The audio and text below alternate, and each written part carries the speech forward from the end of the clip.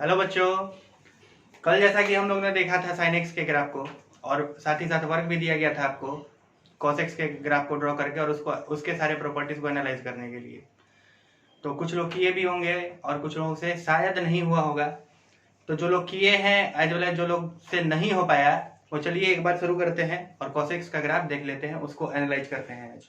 ठीक है, जैसे हमारे पास एक फंक्शन है y बराबर एफ एक्स यानी कि cos x एक फंक्शन है। तो आज हम लोग cos x को देखेंगे और cos x के प्रॉपर्टीज को एनालाइज करेंगे। तो cos x का ग्राफ सबसे पहले ड्रॉ करेंगे। जैसा कि जानते हैं cos x का वैल्यू -1 से लेकर के 1 तक हो सकता है। तो ये हो गया हमारा y एक्सिस और ये हो गया हमारा x एक्सिस। एक्स एक्सिस में -इन्फिनिटी तक और इधर क्या होगा इन्फिनिटी तक। जैसा कि जानते हैं एक्स क्या है बाबू, एंगल है जिसको कि हम लोग एक्स एक्सिस पर रेडियन मेजर में रिप्रेजेंट करेंगे। तो सबसे पहले यहां पर क्या हो जाएगा 0, यहां पर क्या होगा π/2, यहां पर क्या होगा पाई और यहां पर 3π/2 यानी 270 डिग्री और फिर यहाँ पे 2π, फिर इसी तरीके से चलते जाए तो 5π/2 आएगा यहाँ पर, फिर 3π आएगा, फिर 7π/2। क्लियर है। और इस ग्राफ को अगर थोड़ा सा और आगे बढ़ाते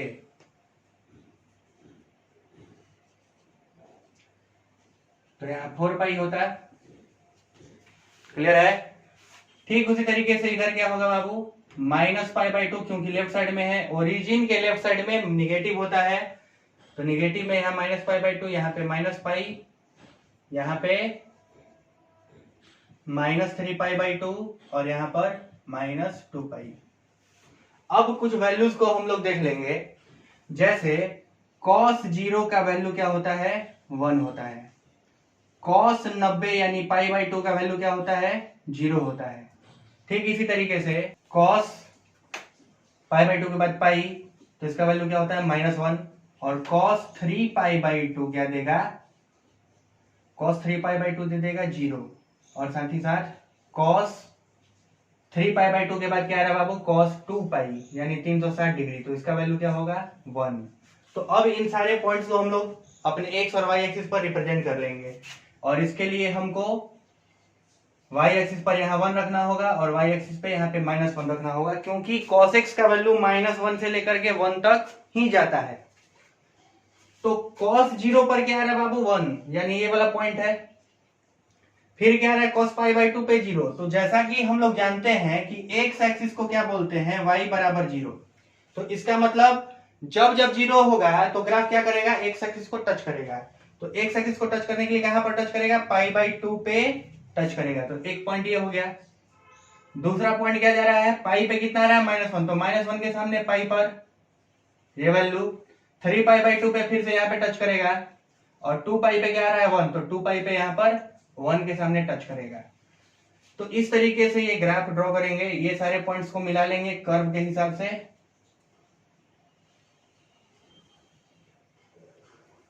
क्लियर है। और जैसा कि जानते हैं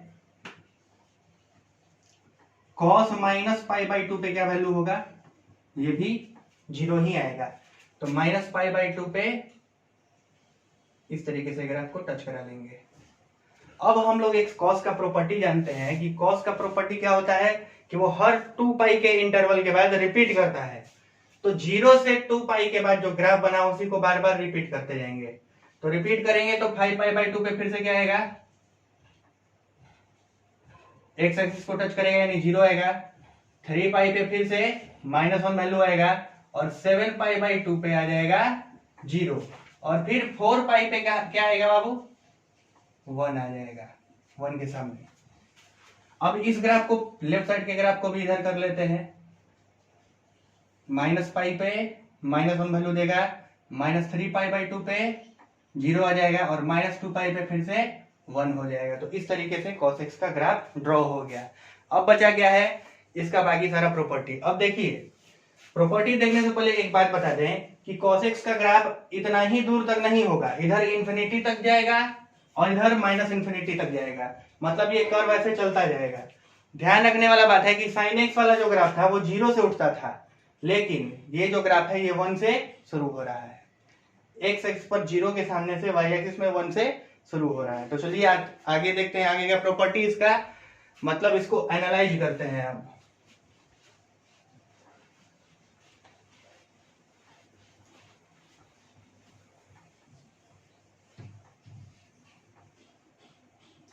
तो बाबू सबसे पहला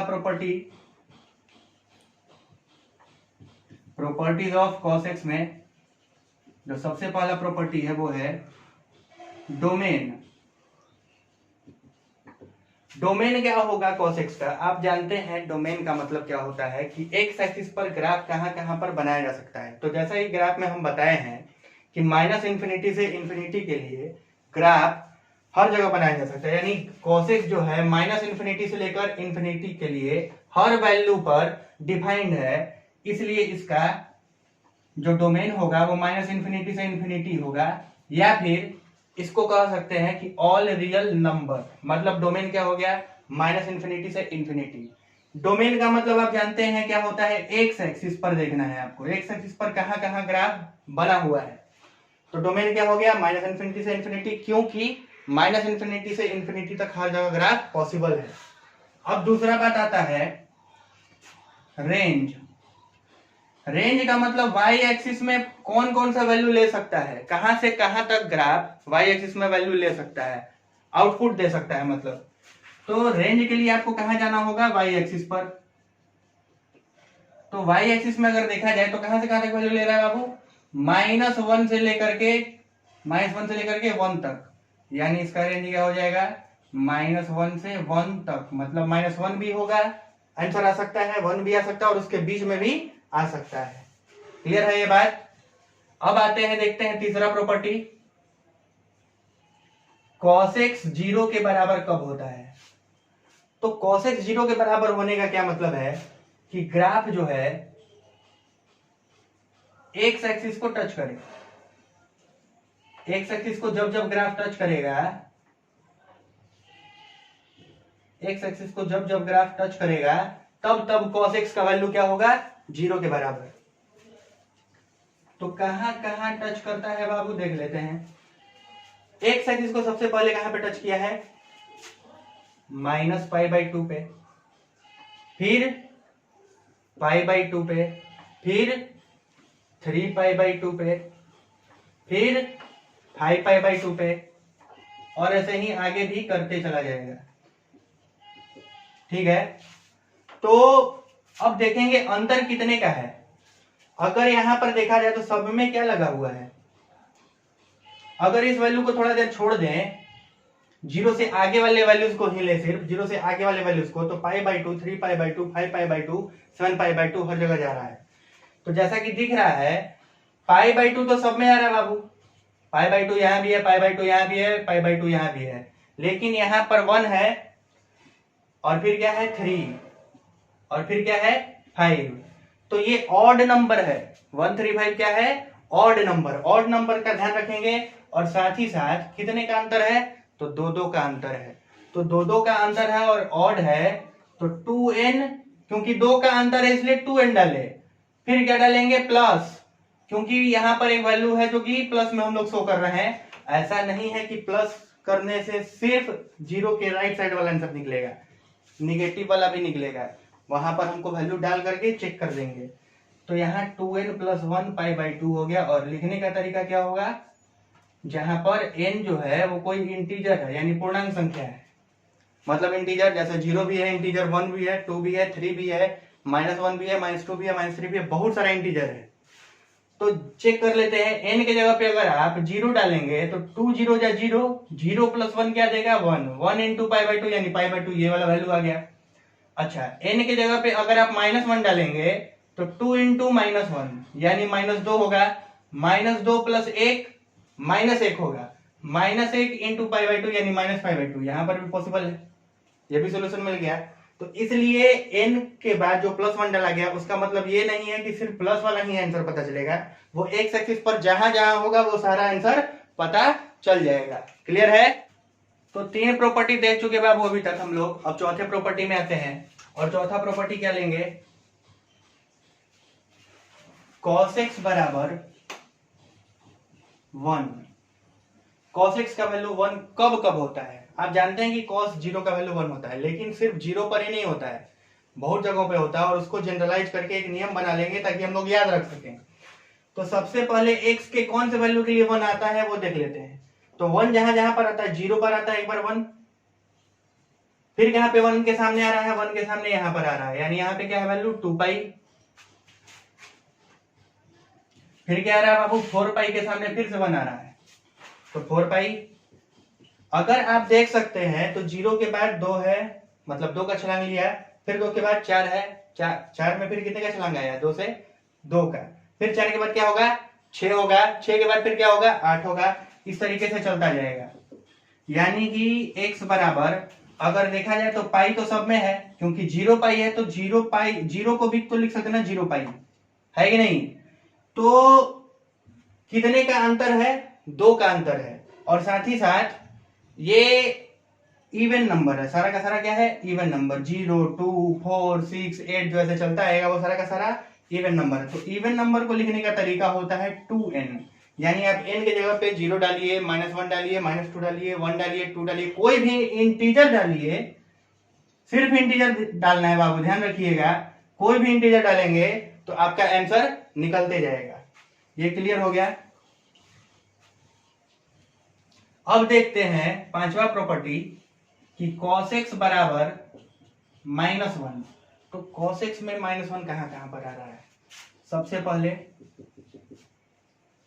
पाई पर, फिर उसके बाद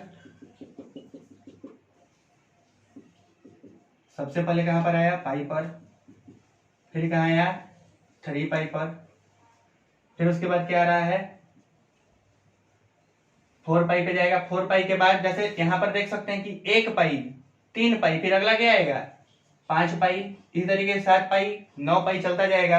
तो ये एक तो चीज देख रहे हैं कि पाई तो बाबू सब में ना लगा है, अरे पाई कहाँ लगा है, पाई सब में लगा है, ठीक है। और एक के बाद 3 आ रहा है, 3 के बाद 5 आ रहा है, तो कितने का छलांग हुआ, छलांग कितने का मारा, 2 का छलांग मारा। अगर ये 2 का छलांग मारता है तो 2n तो लिख देंगे, लेकिन यहां एक और बात का ध्यान रखेंगे कि ऑड है या इवन नंबर है, ये सब 135 किस टाइप का नंबर है, तो ऑड नंबर है। अब चूंकि ऑड नंबर है इसलिए यहाँ पे +1 कर देंगे, तो ये हो गया हमारा जनरल सॉल्यूशन, cos x बराबर -1 का। क्लियर है बात? तो चलिए बाबू अगला शुरू करते हैं। छठा प्रॉपर्टी इसका, छठा प्रॉपर्टी cos x का है कि cos x 0 से बड़ा कब कब होता है। ये साइन क्या दिखा रहा है, बड़ा, तो 0 से बड़ा कब कब हो सकता है। तो 0 से बड़ा होने का क्या मतलब है कि जब जब ग्राफ कहां होना चाहिए, ग्राफ x एक्सिस के ऊपर होना चाहिए, x एक्सिस के ऊपर होना चाहिए।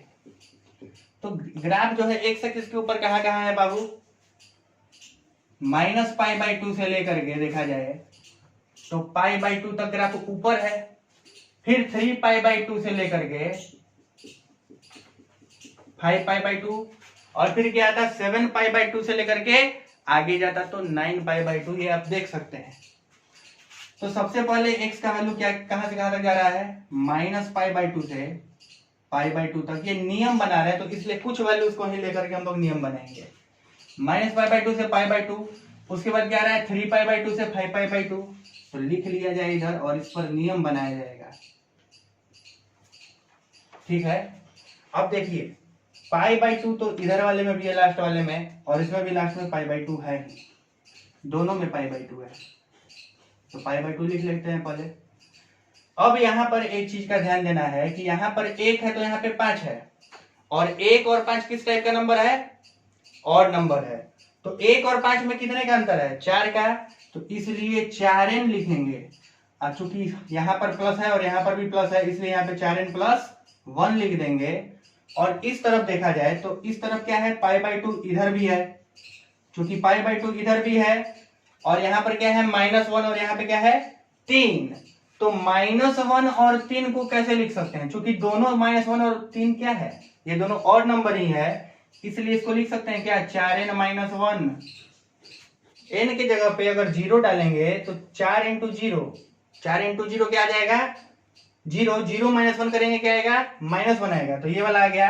और n की जगह पे अगर 1 डाल दोगे बाबू तो 4 इंटू 1, 4 1 जा 4 -1 यानी 3 आ जाएगा। तो ये कितना हो जाएगा, इसको लिखने का तरीका क्या हो गया, 4n-1।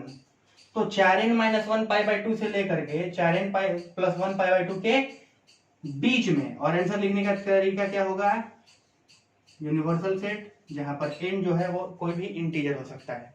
जैसे n की जगह पे अगर आप 0 डालेंगे इसमें और इसमें भी, तो n की जगह पे 0 डालिए, 4 0 जा 0, 0 -1 यानी -1 इंटू π/2 देगा -π/2, तो ये वाला पार्ट तो आ गया। अच्छा 0 यहाँ पे डालेंगे तो 4 0 जा 0, 0 + 1 1 इंटू π/2 देगा, तो ये वाला वैल्यू आ जाएगा। तो मतलब ये पता चल गया कि 4 -π/2 से π/2 के बीच में।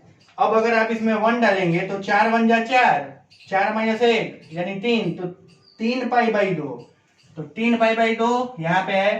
और इसमें क्या डाल देंगे, 1 डाल दीजिए, तो 4 एकम 4, 4 1 5, 5 π/2 यानी 5 π/2। तो इस तरीके से जैसे जैसे आप वैल्यू रखते जाएंगे सारा आंसर निकलते जाएगा। तो अब शुरू करते हैं बाबू अगला प्रॉपर्टी, यानी 7वां नंबर प्रॉपर्टी। 7वां नंबर प्रॉपर्टी में हम लोग क्या लेंगे, cos x 0 से छोटा। 0 से छोटा होने का क्या मतलब है, ग्राफ जो है एक्स एक्सिस के नीचे जाना चाहिए, क्योंकि ग्राफ एक्स एक्सिस के नीचे रहेगा तभी ना वैल्यू निगेटिव में आएगा। 0 से छोटा मतलब क्या, निगेटिव। तो ग्राफ एक्स एक्सिस के नीचे, कहा बाबू, एक्स एक्सिस के नीचे देखना है। तो जब एक्स एक्सिस के नीचे देखेंगे आप, तो π/2 से 3π/2 पहला नंबर दिख रहा है, π/2 से 3π/2। फिर अगला क्या दिख रहा है, 5π/2 से 7π/2, 5π/2 से 7π/2। अब यहां भी दिख रहा है आपको कि इन दोनों में भी π/2 है, इन दोनों में भी π/2 है। तो पहले तो π/2 अपना लिख लेते हैं, इधर का भी और इधर का भी। अब यहाँ पे 3 है और यहाँ पे क्या है, 7 है, और यहाँ पे 1 है और यहाँ पे 5 है। तो इसको तो लिख सकते हैं क्या, जैसे π/2 4n+1 π/2 को लिख सकते हैं ना, n की जगह पे अगर 0 डालते हैं तो 4 0 जा 0, 0 + 1 1 इंटू π/2, तो ये वाला पार्ट तो आ गया। अब सोचें कि ऐसा कौन सा नंबर रखें 4n के बाद कि 3π/2 आ जाए। तो अगर हम लिखना चाहते हैं तो 4n+3 इसमें डाल के देखिए जरा, n की जगह पे अगर आप 0 डालेंगे तो 0 4 जा 0, 0 + 3 3 इंटू π/2 3π/2। तो ये हो गया आपका सॉल्यूशन, जनरल सॉल्यूशन। अगर आप 1 डालेंगे तो ये वाला आंसर आ जाएगा, दोनों में आप 1 डालेंगे तो ये वाला आंसर आएगा, 2 डालेंगे तो और आगे का निकलेगा, -1 डालेंगे तो और पीछे का निकलेगा, -2 डालेंगे तो और पीछे का निकलेगा। मतलब जब भी n में डालना है हमको क्या डालना है, कोई इंटीजर, अब वो चाहे पॉजिटिव हो, नेगेटिव हो या फिर 0 क्यों ना हो। क्लियर है बात। तो 7 प्रॉपर्टी देखने के बाद अब छोटे छोटे कुछ प्रॉपर्टीज हैं, लेकिन इनका इस्तेमाल बहुत ज्यादा होता है, आप ध्यान दीजिए। 8वां नंबर प्रॉपर्टी है कि cos x is continuous. Continuous का मतलब क्या बताया था आपको कल वाले पहले वाले साइनिक्स वाले वीडियो में, कि जिसका ग्राफ बिना पेन उठाए बन जाए। तो इसका ग्राफ आप देख सकते हैं कि अगर आपको याद है तो बिना पेन उठाए भी आप बना सकते हैं, ठीक है। तो इसलिए ग्राफ हर जगह डिफाइंड है, तो ये क्या हो जाएगा, cos x कंटिन्यूअस हो जाएगा। अगला प्रॉपर्टी है कि cos x इज डिफरेंशिएबल, मतलब इसका डिफरेंशिएशन हर जगह निकाला जा सकता है। याद रखेंगे कि डिफरेंशिएशन तभी निकलता है जब ग्राफ में कोई शार्प यानी तीखा मोड़ ना हो। अगर तीखा मोड़ कहीं पे होगा तो फंक्शन वहां पर डिफरेंशिएट नहीं किया जा सकता है। जैसे इसमें आराम से घूम रहा है, जहां भी जा रहा है ग्राफ, जैसे भी घूम रहा है आराम से घूम रहा है, अचानक तो नहीं ना घूम रहा है। जैसे मॉड्यूलस का हम लोग ग्राफ पढ़ेंगे तो मॉड्यूलस का ग्राफ इस तरीके से घूमता है, ये जो भी शेप बना है ये मॉड्यूलस का ग्राफ है। तो इसमें क्या हो रहा है, इधर आते आते अचानक कैसे चला गया, तीखा मोड़ इसको बोलते हैं, ठीक है। गाड़ी वगैरह अगर हम लोग रोड पे चलाते हैं कहीं हाईवे पे, तो देखते हैं कि उसमें क्या देता है, आगे तीखा मोड़ है, कृपया धीरे चलें। ठीक है, तो क्यों? क्योंकि दोनों तरफ से गाड़ी आएगा और दोनों एक दूसरे को ठोक देगा, धक्का लग जाएगा, एक्सीडेंट हो जाएगा। ठीक है, फालतू का कोरोना के चक्कर में, कोरोना है ही और ज्यादा खर्चा पड़ जाएगा, तो वो सब नहीं करने का। तो इसलिए कॉसेक्स क्या है, आराम से चूंकि मूव कर रहा है, आराम से इसका ग्राफ, कहीं पे भी तीखा मोड़ नहीं है, इसलिए कॉसेक्स क्या है, डिफरेंशिएबल है। हर जगह डिफरेंशिएशन इसका किया जा सकता है, एक्स एक्सिस पर हर वैल्यू के लिए डिफरेंशिएशन कर सकते हैं। अच्छा, 10वां पॉइंट अब लेते हैं। 10वां पॉइंट में क्या है कि कॉसेक्स जो है इज इवन फंक्शन। कॉसेक्स क्या है बाबू, इवन फंक्शन है। इवन का मतलब ये नहीं कि 2 से भागा हो जाएगा, नहीं। इवन का मतलब क्या है कि ओरिजिन के दाहिने साइड का अगर आप ग्राफ देखें तो इस तरीके से जा रहा है, और इवन फंक्शन का मतलब क्या होता है कि वाई एक्सिस को अगर आप मिरर मान लेते हैं, यानी ऐनक यानी दर्पण मान लेते हैं, तो इसको ऐनक मानेंगे तो जैसा इधर का ग्राफ जा रहा है वैसा ही लेफ्ट साइड वाला भी ग्राफ जा रहा है। क्या मतलब, मिरर इमेज है क्या?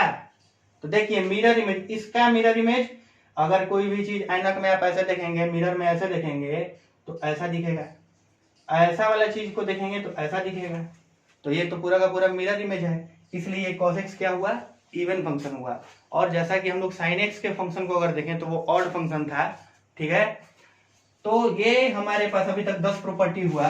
11वां प्रॉपर्टी लेते हैं कि कॉसेक्स क्या है, मतलब इवन फंक्शन के लिए ये बात ध्यान में रखेंगे कि even functions are graph of even functions are symmetric about Y axis. Y axis जो होता है उसके सिमेट्रिक होता है। सिमेट्रिक का इतना ही मतलब आप समझिए कि सिमेट्रिक होने का मतलब यह है कि वाई एक्सिस जो है वो मिरर के जैसा काम करेगा, मतलब मिरर बन जाएगा। राइट साइड वाले ग्राफ को आप बना करके और उसी का मिरर इमेज बना दीजिए वाई एक्सिस को मिरर मान करके लेफ्ट साइड के लिए। क्लियर है? अब अगला प्रॉपर्टी देखते हैं। कॉसेक्स जो है मेनी वन फंक्शन है। Many one function, many one का मतलब क्या हो गया? मेनी वन का मतलब देखा जाए अगर ग्राफ पे अगर हमको पता करना है कौन सा फंक्शन 1 1 है और मेनी वन है, तो मेनी वन के लिए आप कभी भी या 1 1 के लिए चेक करना है तो हम लोग क्या करते हैं, एक्स एक्सिस के पैरेलल में एक ग्राफ खींच दीजिए और देखिए कुछ दूर तक कहीं खींचिए कि एक बार कट कर रहा है ग्राफ को या फिर एक से अधिक बार। अगर एक बार कट करेगा बाबू तो उसको 1 1 फंक्शन बोलेंगे, अगर एक से अधिक बार कट करेगा तो वो हो जाएगा मेनी वन। तो इसलिए कॉसेक्स वाला जो ग्राफ था वो कितने बार कट रहा है, एक से तो अधिक बार ही कट रहा है, तो इसलिए क्या हो जाएगा, मेनी वन। क्लियर है यहां तक? अब अगला प्रॉपर्टी देख लेते हैं और यहीं पर रोक दिया जाएगा। Sorry, question property number 12। Property number 12 ये है कि कॉसेक्स का पेरियोडिसिटी, कॉसेक्स का पेरियोडिसिटी जो है वो है 2 पाई। मतलब हर 2 पाई के अंतराल के बाद कॉसेक्स क्या करेगा, रिपीट करेगा अपना वैल्यू। जैसे 0 पर अगर 1 आया था तो फिर कब 1 आया था, 2 पाई पे 1 आया था, फिर कब आया था, 4 पाई पे 1 आया था। तो कितने कितने का अंतर हो गया, कितने कितने का अंतर दिख रहा है, हर 2 पाई के इंटरवल के बाद कॉसेक्स जो है अपने आप को रिपीट करता है। तो चलिए आज का क्लास इतना ही पे रोकते हैं और आगे हम लोग tan x का ग्राफ देखेंगे और उसके प्रॉपर्टीज को। और एक और चीज, इन वीडियोस को जितना ज्यादा हो सके आप लाइक करें और सब शेयर करें लोगों को और सब्सक्राइब भी करें, ताकि आपके लिए हो सकता है कैलकुलस का पूरा कोर्स लॉन्च किया जाए, जीमेंस एडवांस बोर्ड सबके लिए। तो ठीक है, अपना ध्यान रखें और घर पे रहें और घर पे रह के अपना लर्निंग जारी रखें।